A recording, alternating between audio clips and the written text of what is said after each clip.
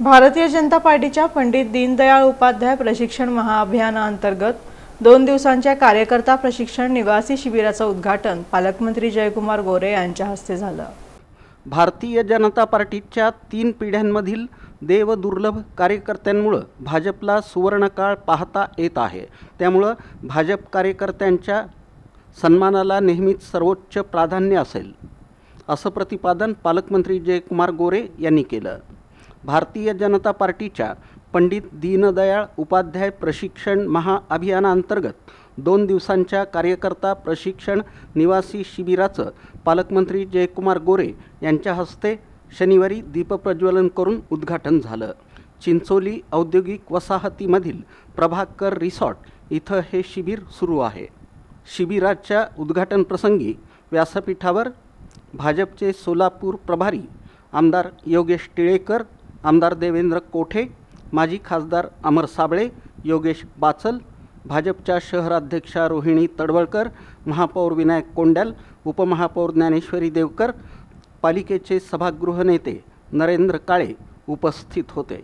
पालकमंत्री जयकुमार गोरे पुढे बोलताना म्हणाले की संघटनेपेक्षा दुसरं काहीही महत्त्वाचं नाही।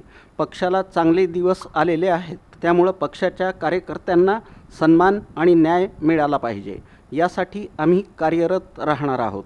कार्यकर्त्यांनी केलेला संघर्ष वाया जाऊ देणार नाही, असंही पालकमंत्री जयकुमार गोरे यांनी या प्रसंगी सांगितलं। भाजपच्या शहराध्यक्षा रोहिणी तडवळकर म्हणाल्या की भाजप हा कार्यकर्त्यांचा पक्ष असून पक्षात कार्यकर्त्याला अनन्यसाधारण महत्त्व आहे।